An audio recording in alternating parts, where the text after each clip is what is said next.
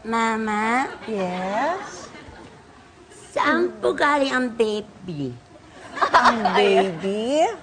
Ang baby anak ay galing sa loob ng tiyan ng nanay. Ganito ba talaga? Talaga? Kwentuhan.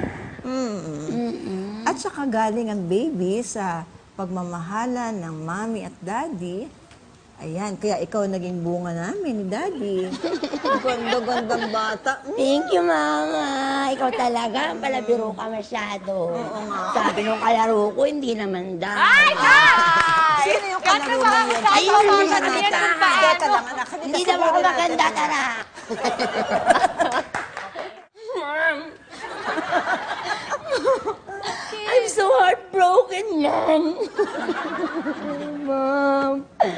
I'm so heartbroken, Mom. Iiyak mo lang, anak. Ganyan talaga. Mabuti at ngayon natuto ka. Tapos, magiging marunong ka na on how to choose the person to love. But I love him, Mom. I love him, Mom. Iniwan ka na nga eh. Alangan naman ipagpilitan mo yung sarili mo sa kanya, lalo ka lang masasaktan, di ba? Sa bagay, Mom, no? May point ka din yan.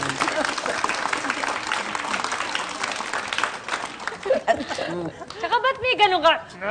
Oo. Bakit? Yun yung tawagan namin sa bahay talaga. Dad! At saka malalim yung hugot ng sakit niya. Oo. Heartbroken. Naku, ewan, no? Sa mga magulang talaga, kalala na kung may ganyang mga sitwasyon, parang ikaw yung unang magiging masasaktan, pero wala kang magagawa kundi maging strong para sa kanila. I think the last thing na dapat gawin ng magulang is, di ba sinabi ko na sa'yo? Totoo yan. I agree. Yan ang worst talaga. Ay, nako. Kaya makinig lang tayo. Iiyak lang nila. Ito naman ang next acting natin. Ma'am? Ma'am? Yes, anak. Ma'am? Oh, what? I have a good news for you. Ano yun? Ayoko na mag-aral. Gusto ko na lang magtrabaho. Baka pwede naman yun. Anak, anong year ka lang ba ngayon? Second year. O second year college. Ayaw mo ba na magkaroon ng diploma, anak? Di ba iba pa rin yun yung pagka nagkaroon ka ng diploma, mas maganda yun pagka meron kang ipipresent sa mga employers to be mo. Tingnan mo muna, i-appreciate mo muna tong ano, nabigyan mo muna ng siguro isa pang taon. Okay. O kung maaari, 2 taon, tapusin mo na yung college mo, Pero please, 5-year anak. course po Pagbigyan yung mo ako. ginawa. 5-year course ba? Oh, look at that. Ikaw pa pumili ng 5-year course. Ba't nagbago ang pag-iisip mo?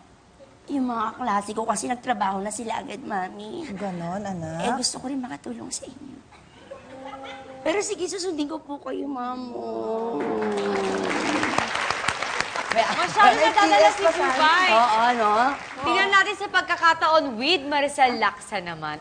10-year-old. Okay, rolling. 5, 4, 3, 2, action. Ma, I'm in love with a girl. Ma!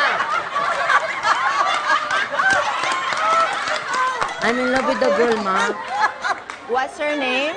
Her name's Cassandra. Cassandra. Yes. Okay. Bakit ka na in love? She's nice to me. No, okay, so you're in love. What do you want to do about it? I wanna court her. Tapos magtatanan kami. Oh, okay, that's okay. Basta It's okay? It's okay na magtanan ka kung may trabaho ka na. Meron kang panggastos para meron kang pamilya. Tapos, hindi mo kami matatakbuhan para kami yung susolve ng mga problema mo. Okay lang sa'yo. No, Okay lang. I can't do that. Okay. So, you know, it's okay. If you want to get married, that's fine. Basta, it's your responsibility. No, ayoko na, Mami. Magtrabaho Ayoko ka, umanap ka ng trabaho. Huwag ka na mag-aral, maghanap ka ng trabaho. Kumuha ka ng bahay, may renta yun, may kuryente, may bayad sa tubig. Lahat yan, gagawin mo dahil you're in love at gusto mo na magtanan, di ba? na. But I'm only 10 years old. Exactly! Mami.